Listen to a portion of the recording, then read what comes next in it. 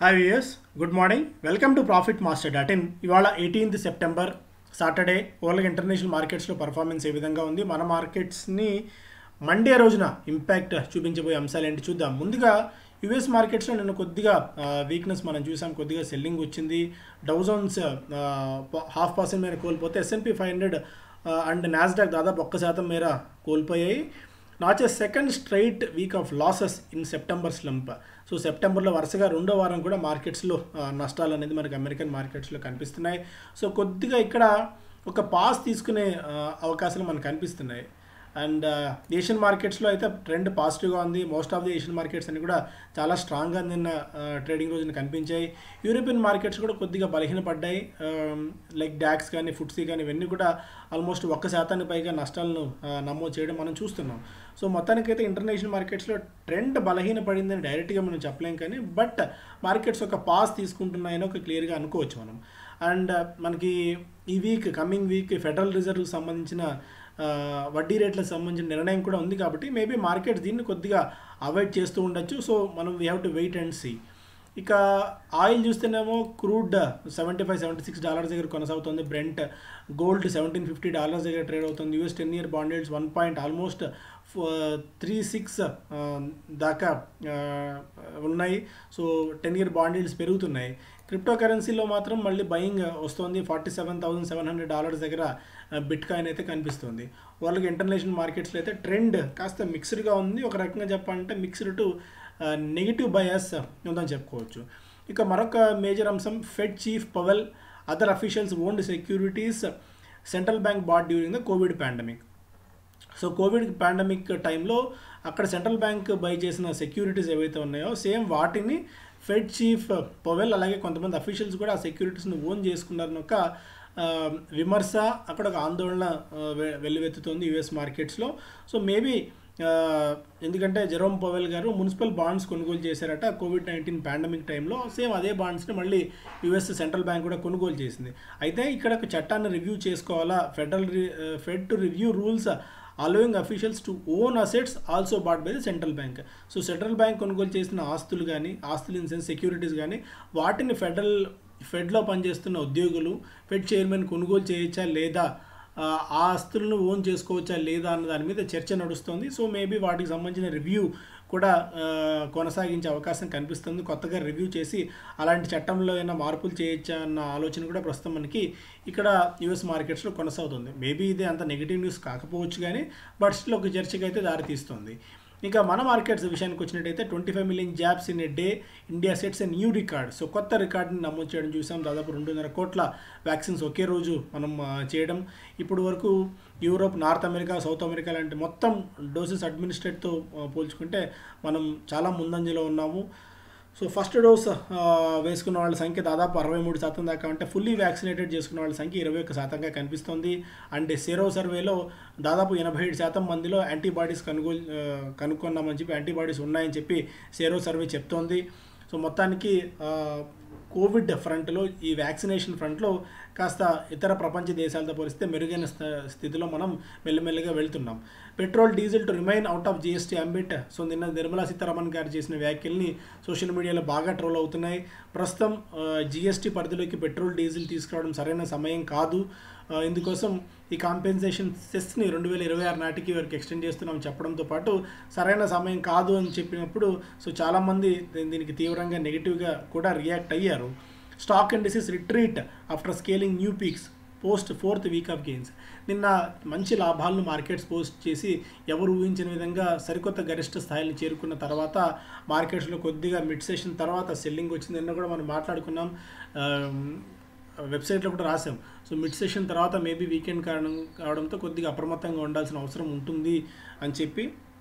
ఇక moratorium to give Airtel Jio cash relief of 16,000 crores a year. So ఈ moratorium అనేది ఎయిర్టెల్ అలాగే జియోకి దాదాపు 15,000 కోట్ల రూపాయల మేర వార్షికంగా ఏడాదికి రిలీఫ్ పొందే అవకాశం ఉంది అని చెప్పి. Indian travellers can rejoice as UK uses Covid rules. So ఇవన్నీ కూడా మనం ఈజ్ మై ట్రిప్ అని చాలాసార్లు చెప్పింటాను. ఎంతమంది విన్నారో, ఎంతమంది దాన్ని సీరియస్గా తీసుకున్నారో తెలియదు, కానీ ఈజ్ మై ట్రిప్ స్టాక్ గురించి మనం ఆల్మోస్ట్ 350-400 లెవెల్స్ నుంచి పదే పదే రికమెండ్ చేస్తూ కూడా వచ్చాము. సో ఈజ్మై ట్రిప్ అనేది ఇవాళ $1 బిలియన్ మార్క్కి చేరుకుంది. సో చాలా పటిష్టంగా ప్రస్తుతం ఈజ్మై ట్రిప్ కనిపిస్తోంది. ఎందుకంటే ఈ కోవిడ్ సంబంధించిన వ్యాక్సినేషన్ ప్రక్రియ మన దేశంలో పూర్తవుతోంది, అంటే చాలా వేగంగా ఉంది. ఇంటర్నేషనల్ మార్కెట్స్లో కూడా, ఇంటర్నేషనల్గా కూడా సో మన ఇండియన్స్ని మెల్లగా అలో చేసే పరిస్థితి ఉంది. అక్కడ వ్యాక్సినేషన్ ప్రక్రియ వేగంగా కొనసాగుతుంది. కాబట్టి చాలామంది ఈ రివెంజ్ ట్రావెల్ కోసం వెళ్లేందుకు చాలా సిద్ధపడుతున్నారు. రాబోయే Dasara, Diwali, new year season కోసం ఇప్పటికే రిసార్ట్స్ కానీ అవన్నీ కూడా బుక్ అయిపోతున్నాయి. ఇంటర్నేషనల్గా వెళ్లేందుకు మన వాళ్ళంతా చాలా ఉత్సుకత చూపుతున్న నేపథ్యంలో ఈజ్మై ట్రిప్ లాంటి స్టాక్స్లో చాలా స్ట్రాంగ్ బయింగ్ యాక్టివిటీ ఉండే అవకాశం ఉంది. బిఎల్ఎస్ ఇంటర్నేషనల్ స్టాక్ను కూడా మనం పదే పదే చెప్పాము. ఈ స్టాక్లో కూడా చాలా స్ట్రాంగ్ జంప్ అయితే వచ్చింది. ఎందుకంటే విఎల్ఎస్ గ్లోబల్ అన్న స్టాక్, విఎల్ఎస్ గ్లోబల్ని బ్లాక్ స్టోన్ కొనుగోలు చేసేందుకు సిద్ధమవుతున్న తరుణంలో. అండ్ స్టాక్ స్పెసిఫిక్గా చూస్తే NSE mulls discontinuing stop loss market orders for options. So NSE దాదాపుగా నిర్ణయం తీసుకున్నట్టే కనిపిస్తుంది. జెరోదా ఫౌండర్ నితిన్ కామత్ గారు ఈ విషయాన్ని ఇప్పటికే చెప్పారు. Tweeted that the stop loss market orders won't be available for options from September 27th. So stop loss market orders అనేది ఇక నుంచి ఉండకపోవచ్చు అని చెప్పి, ఎందుకంటే ఈ స్టాప్ లాస్ పెడుతున్నప్పుడు ఆప్షన్స్లో ఆటోమేటిక్గా ఈ ఫ్రీక్ ట్రేడ్స్ జరిగినప్పుడు ట్రిగర్ అయిపోతున్నాయి. సో దీనివల్ల ఏంటంటే ట్రేడర్స్ నష్టపోయే పరిస్థితి ఉంది. కాబట్టి అలాంటి స్టాప్ లాస్ మార్కెట్ ఆర్డర్స్ని పెట్టకూడదు అనే ఒక ఆలోచనలతో ఎన్ఎస్సి ఉంది అన్నట్టు కనిపిస్తోంది. ఎందుకంటే ఒక ఇన్వెస్టర్ ఎవరైనా ఒక కాల్ ఆప్షన్ ₹100 బై చేశారు అనుకుందాం, దానికి స్టాప్ లాస్ ₹80 పెట్టారనుకుందాం. ఒక ఫ్రీ ఆర్డర్లో సడన్గా అది ఒక ₹60కి కనుక పడిపోయినట్టయితే ఆటోమేటిక్గా దాని ఇంపాక్ట్ మనకి స్టాప్ లాస్ ట్రిగ్గర్ అయిపోతుంది, ఆర్డర్ కూడా ఎగ్జిక్యూట్ అయిపోతుంది. సో ఈ పాయింట్ ఆఫ్ టైంలో మనం టెన్షన్ పడాల్సిన అవసరం ఉంటుంది. కాబట్టి సో ఇలాంటి మార్కెట్ ఆర్డర్స్ని ప్రస్తుతానికి డిస్కంటిన్యూ చేయాలన్న ఆలోచనలో ఎన్ఎస్సి ఉంది అన్న ఒక ఇది కూడా మనం చూస్తున్నాం. సో దీనికి సంబంధించిన డీటెయిల్స్ మరికొద్ది రోజుల్లో మనకు ఫుల్ లెంత్లో వచ్చే అవకాశం ఉంటుంది. సో ఇది ఒక రకంగా ప్రొటెక్షన్ లాంటిదని చెప్పుకోవచ్చు మన ట్రేడర్స్ కమ్యూనిటీకి, ఎస్పెషల్లీ ఆప్షన్స్ ట్రేడ్ చేసే వాళ్ళకి. ఇక IDFC board okays proposal to divest mutual fund business. So mutual fund బిజినెస్ని డైవెస్ట్ చేయాలన్న ఆలోచనలో కనిపిస్తోంది.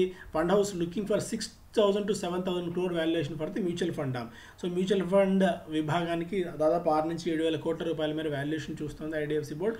సో ఇందుకు సంబంధించిన ప్రణాళికలను సిద్ధం చేసుకుంటుంది. Ajio private labels out face top fashion brands.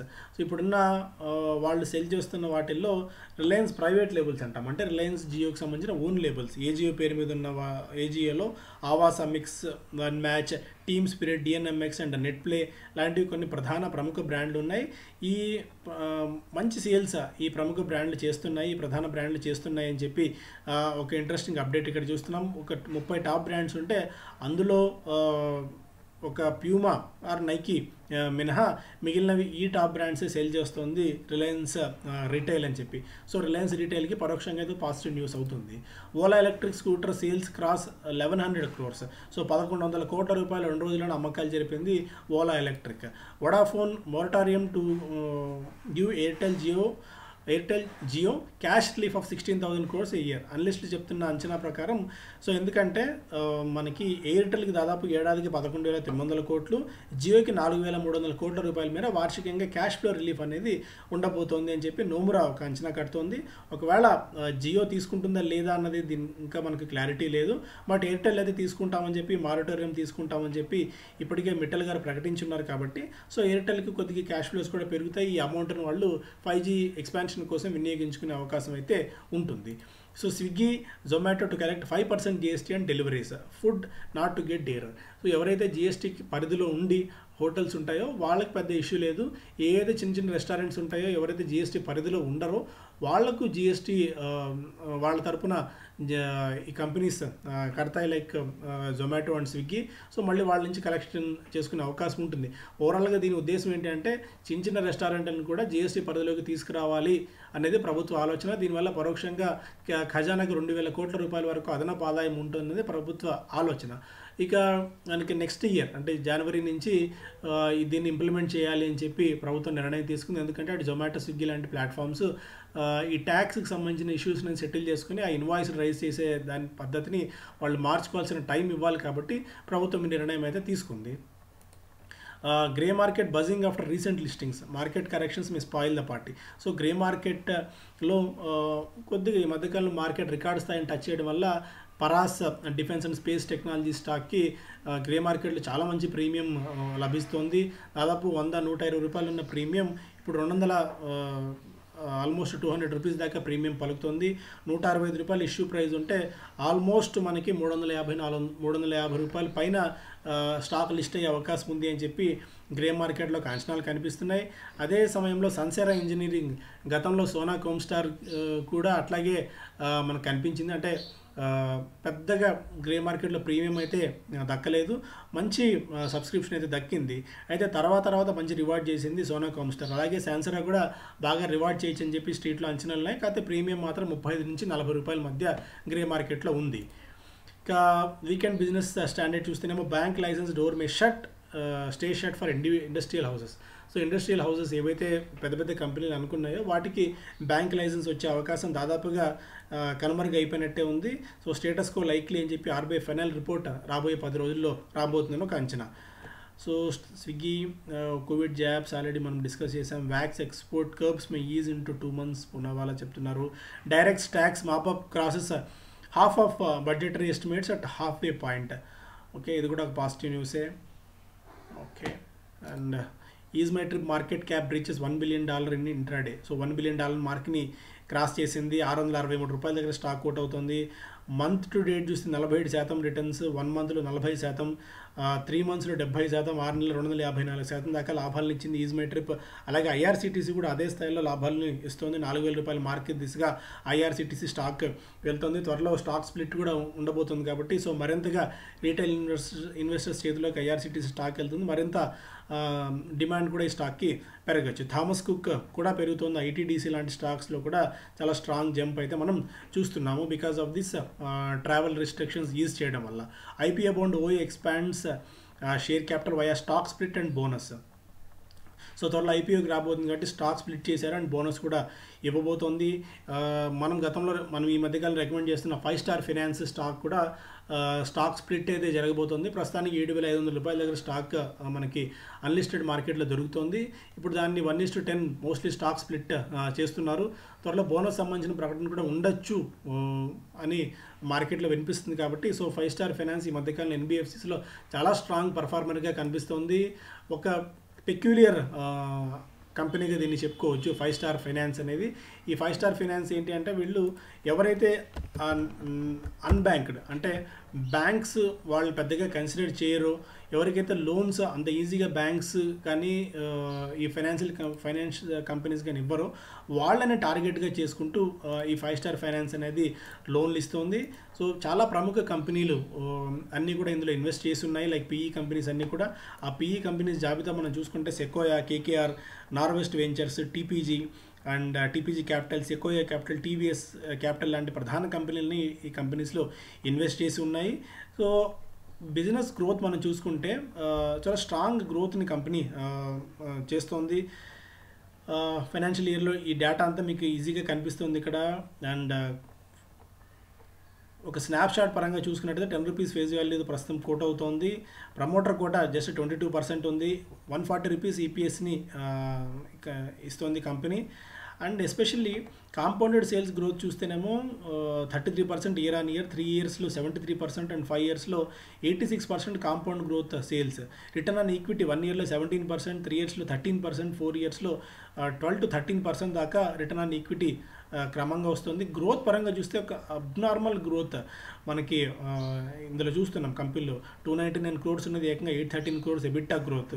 And profit growth 300 crores ఉన్నది, దాదాపు 800 crores ప్రాఫిట్ గ్రోత్ కనిపిస్తుంది. రెవెన్యూ గ్రోత్ పరంగా 400 కోట్లు ఉన్నది 2019లో, దాదాపు 1000 కోట్ల రెవెన్యూకి చేరుకుంది. అండ్ నెట్ ప్రాఫిట్ కూడా 157 ఉన్నది, ఆల్మోస్ట్ 360 crores దాకా రెవెన్యూ గ్రోత్. ఇలా ఈ మార్కెట్లో కూడా అంటే అన్లిస్టెడ్ మార్కెట్లో కూడా ఎన్బిఎఫ్సి స్టాక్స్లో మంచి గ్రోత్ కనబరుస్తుంది. సో ఓయో ఎలా అయితే మంచి పబ్లిక్ ఇంట్రెస్ట్ని ఆకట్టుకుంటుంది, అయితే ఇవన్నీ రీటైల్ ఇన్వెస్టర్స్కు దొరికే అవకాశం బాగా తక్కువ. సో బట్ 5 Star Finance మాత్రం అనుకోకుండా స్టాక్ లభ్యం అవుతుంది కాబట్టి దీన్ని మనం కన్సిడర్ చేసుకోవచ్చు. సో 5 Star Finance స్టాక్ కొనుగోలు చేయాలంటే కింద 7995127008 నెంబర్ వాట్సాప్ ఏదైతే ఉందో దానికి మీరు మీ ఇంట్రెస్ట్ ఇంట్రెస్ట్ ఉంటే ఒకసారి హాయ్ని పింక్ చేయండి. సో దానికి సంబంధించిన మరిన్ని వివరాలు మీకు తెలుసుకోవచ్చు. లేదంటే ఈ 5 స్టార్ ఫైనాన్స్కి సంబంధించిన డీటెయిల్స్ అని కూడా profitmaster.in వెబ్సైట్లో ఉన్నాయి. సో మీరు దాన్ని కులంకుశంగా చూసి ఇంట్రెస్టెడ్ అనుకుంటే కూడా ఒకసారి పింక్ చేయొచ్చు. Phoenix Mills looking to double malls by FY26. So 2026 నాటికి తన మాల్స్ని రెట్టింపు చేయాలని చెప్పి ఈ సంస్థ భావిస్తుందని చెప్పి ఇక్కడ కనిపిస్తుంది. సో ఫినిక్స్ మిల్స్ కూడా one of the finest companies, దీన్ని మనం కన్సిడర్ చేసుకోవచ్చు లాంగ్ టర్మ్ ఇన్వెస్ట్మెంట్ కోసం కూడా. సో ఇది major news. Thank you so much. Have a great weekend.